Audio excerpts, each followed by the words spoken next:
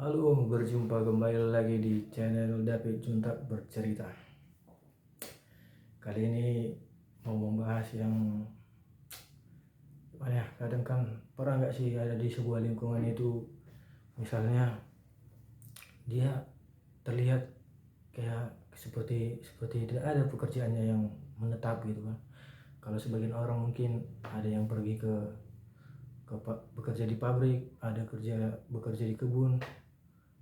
Tapi terkadang dalam sebuah lingkungannya itu ada seseorang atau bahkan laki-laki begitu, ya rata-rata laki-laki lah, kadang kok bisa begitu hidupnya seperti tercukupi, namun aktivitasnya sebagai pekerja itu tidak terlihat ya, tapi kehidupannya cukup tercukupi dari segi materi. Jadi kok bisa begitu ya, bertahan dari segi ekonomi untuk mencukupi kebutuhannya, tetapi dia terlihat tidak pernah bekerja, tidak terlihat tetangga mungkin begitu kan. Sebenarnya ada banyak, apalagi zaman ini mungkin ada juga yang sudah seperti ya, mungkin dia menghasilkan duit dari media sosial, membuat konten, ya mungkin tidak ada keluarga yang tahu dia dapat menghasilkan duit dari membuat konten atau dan ya menjual-jual barang di marketplace Facebook. Intinya ya dari pekerjaan-pekerjaan dengan menggunakan sosial media ya, mungkin itu bisa jadi salah satu.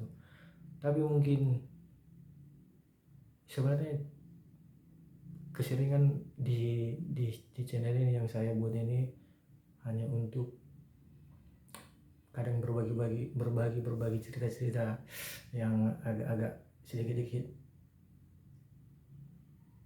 seram-seram lah ya ceritanya, mistis lah, apalah, penampakan lah. Tapi terkadang ada yang lebih seram daripada hantu. Misalnya apa? Ya kecelakaan, itu sudah pasti lebih seram daripada hantu. Kehilangan, ya kan? Itu lebih seram, bagiku itu lebih seram daripada hal-hal yang horor tersebut yang sering kita bahas itu ya. Jadi kembali lagi tadi ke seseorang yang terpantau atau diperhatikan tetangga sekitar atau orang-orang lingkungan, tidak pernah bekerja tetapi kehidupannya terpenuhi kebutuhannya. Terkadang beragam-ragam cara duit datang hadir untuk memenuhi kehidupan manusia, ataupun yang seiring dengan cara mendapatkannya. Pernah terdengar kabar di sebuah kampung atau desa, ada seorang laki-laki yang parubaya yang seperti dapat dikatakan seperti seseorang yang tadi, yang tidak pernah nampak terlihat aktivitasnya sebagai pekerja, tetapi kehidupannya cukup. Namun dia di kampung tersebut dia sangat jarang terlihat.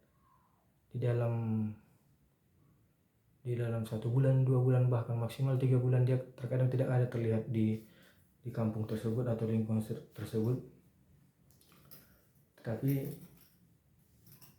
sampai waktu yang cukup lama tidak ada satu orang pun teman ataupun tetangga atau informasi, tidak ada yang beredar luas bahwa apa yang dilakukannya ketika dia keluar dari kampung.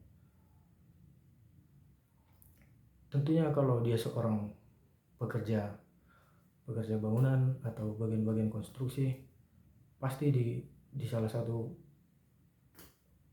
kampung itu ada beberapa orang yang mengetahui pekerjaannya tersebut. Itu sudah pasti. Kalau kita bekerja sebagai pekerja bangunan atau konstruksi di tempat lain, pasti itu akan diketahui ya, 1-2. Namun setelah beberapa sekian lama diketahui, beredarlah isu-isu yang tidak menyenangkan atau cukup gempar lah di kampung itu. Walaupun gemparnya ya dari rumah ke rumah saya, dari pintu ke pintu, tidak terlalu digembar-gembarkan.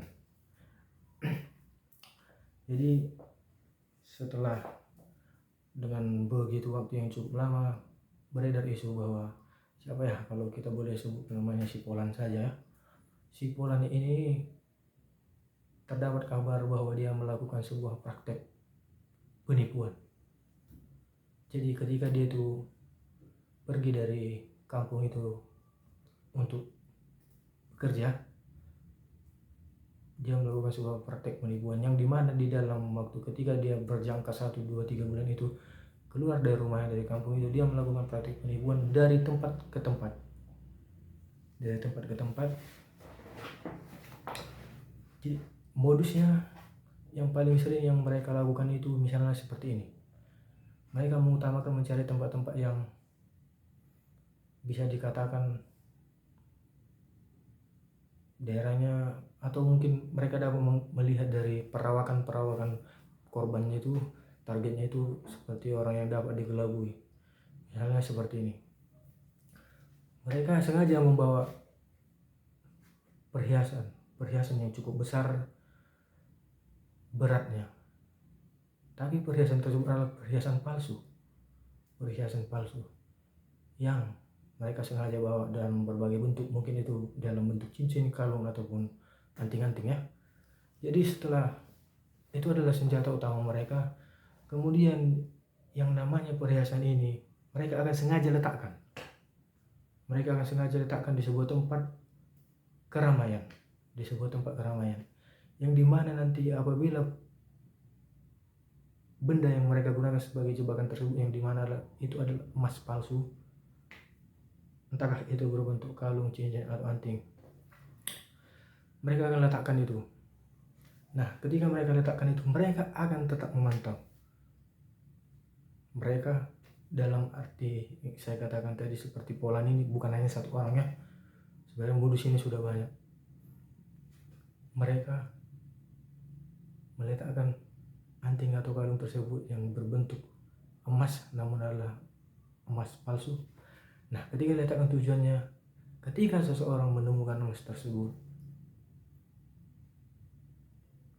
kita bayangkan kalau saya atau abang-abang di sini yang, atau ibu-ibu, kakak-kakak di sini yang dapat menemukan barang tersebut, pasti 90% orangnya pasti akan, kemungkinan saya juga tidak terlalu munafik untuk mengakui itu ya, sebab kalau kita mendapatkan emas di tengah jalan, kita angkat seperti ini milik siapa, itu sangat sulit menemukannya karena tidak ada identifikasi apalah ya, sebagai bukti lah bahwa yang akan mengakui barang tersebut adalah pemilik aslinya. Jadi 90% orang akan menganggap itu adalah sebuah rezeki besar, walaupun sebenarnya itu bukan rezeki kita ya, rezeki besar. Jadi ketika si Polan meletakkan itu dan seseorang telah menemukannya, di pantauan si Polan, di dalam beberapa detik saja dia akan menemui siapapun yang menemukan benda jebakannya tersebut, dan sambil berkata, "Bu, Pak, Dek, saya tahu siapa pemilik barang itu. Tapi begini saja, Ibu kasih saja berapa saja yang Ibu mau. Istilahnya, Bu, kita bagi dua aja lah kita. Gak usah aku kasih tahu lah sama orangnya, pemilik aslinya. Karena aku tengok tadi orang yang masih di sebelah sana, dia tadi jalan-jalan. Dia enggak, aku tengok tadi jatuh itu, cuman Ibu duluan ngambil, cuman ya udah kita berdua aja yang tahu. Bagilah aku berapa ini, kalau dijual ini Bu, emas ini berat ini, Bu, bagilah berapa." Nah, tadi kita yang sebagai orang yang menemukan ini, rata-rata kemungkinan akan setuju dengan pelaku ini. Ya, ini emas asli. Disitulah nanti negosiasi terjadi. Akan terjadi negosiasi. Yang menemukan atau calon korban dari si Polan ini akan berpikir, aku kasih saja sekian. Atau mungkin dalam negosiasi tersebut, mungkin sebagian orang mengira karena sudah gelap mata, ini emas banyak duit, mungkin dia akan memberikan ya berapa yang dia mampu, mungkin karena dibalik kesenangan dia tadi karena sudah menemukan emas ini. Jadi dia bagikan, dia kasihlah duit kepada si Polan ini agar sebagai bahwa biar dia percaya kalau emas itu utuh miliknya. Berapa yang didapatkan si Polan sebagai penipu, itu kembali lagi pada situasi ataupun kondisi di waktu kejadian dia melaksanakan penipuan tersebut ya. Jadi itulah salah satu modus yang pernah terdengar yang dipraktekkan seseorang yang kita lihat tidak pernah bekerja, tidak ada aktivitas pekerjaannya sebagaimana pada umumnya orang-orang, pergi dalam jangka beberapa bulan tiba-tiba kembali ya seperti biasa, tidak ada pekerjaannya. Jadi dia akan melakukan penipuan dengan cara begitu, pindah dari tempat ke tempat untuk mencari orang-orang yang sebenarnya orang-orang yang tidak jujur, bisa juga kita katakan seperti itu ya. Orang-orang yang tidak jujur, orang-orang yang tidak jujur akan kena tipu. Kalau orang jujur pasti bilang, oh ya sudah, kalau memang kamu tahu pemiliknya pasti ya udah, ini tolong kembalikan saja, atau ayo sama-sama kita cari, begitu kan. Tapi karena orang-orang tidak jujur, pasti ada konsekuensinya, pasti ada kerugiannya. Itulah kerugiannya kalau tidak jujur ya. Jadi itu salah satu praktek-praktek penipuan yang dilakukan seseorang untuk mencukupi kehidupannya, yang dimana dia berpindah-pindah dari satu tempat ke tempat lain. Mungkin ada juga beberapa praktek penipuan yang dilakukan secara beramai-ramai ya. Misalnya kalau seperti kita pergi ke pasar-pasar, kita melihat di sana ada pecatur, pemain catur ya, yang seolah-olah dia itu menantang secara tidak langsung untuk menantang setiap pejalan kaki atau pengunjung yang lewat di setiap pasar tersebut untuk dengan hadiah yang menggiurkan. Nanti medianya itu bisa berupa permainan catur ataupun ludo.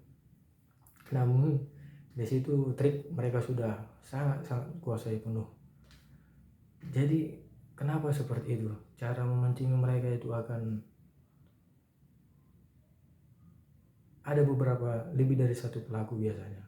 Yang pemain intinya biasanya itu adalah orang yang akan menantang atau sebagai pemain atau yang menggunakan alat itu untuk sebagai taruhannya. Nanti teman-teman yang lain akan seperti memasang taruhan yang besar dan membuat si penantang ini temannya sendiri akan kalah. Jadi orang-orang yang kurang pengetahuan akan tergiur dan keluar ambisinya untuk mengalahkan si pemain ini, padahal tidak akan bisa. Itu sulit terjadi ya, sulit terjadi. Kalaupun mereka sudah ketahuan, nanti mereka akan berpindah-pindah ke tempat lain. Jadi kalau kembali seperti tadi, kita yang kurang pengetahuan dengan ketika melihat pemain catur ataupun ludo tadi dikalahkan oleh pengunjung yang sebenarnya itu adalah settingan, adalah temannya sendiri, kita akan tergiur dengan memasang taruhan-taruhan yang besar. Ketika kita tergiur, disitulah isi kantong kita akan terkuras habis.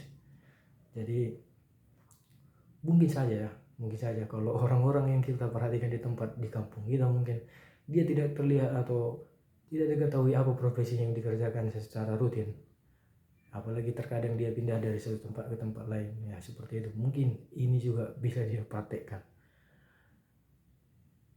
siapa yang tahu. Ini bukan membicarakan tentang keburukan orang, karena setiap kita punya keburukan,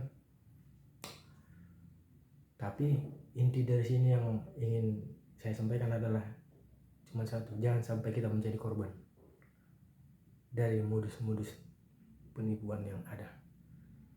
Jadi sampai di sini dulu. Mungkin di video-video yang akan datang aku sendiri juga akan berbagi apa yang bisa berbagi di sini, cerita-cerita yang ya dapat mengisi waktu luang Anda. Jangan lupa ya, bantu channel ini supaya berkembang ya, diklik tombol like-nya, subscribe-nya apalagi, dan komen kalaupun ada mungkin cerita-cerita abang-abang di sini ataupun penonton yang menyaksikan ini semua dapat membagi cerita singkatnya di komentar yang di bawah video. Terima kasih untuk like-nya, bantu subscribe-nya supaya channel ini berkembang, dan saya akan berusaha membagikan informasi-informasi yang bermanfaat dan yang tidak bermanfaat mungkin. Sekalipun tidak bermanfaat, setidaknya itu bisa membuat Anda ya sedikit tersenyum lah. Baik, terima kasih, sampai jumpa di video yang akan datang.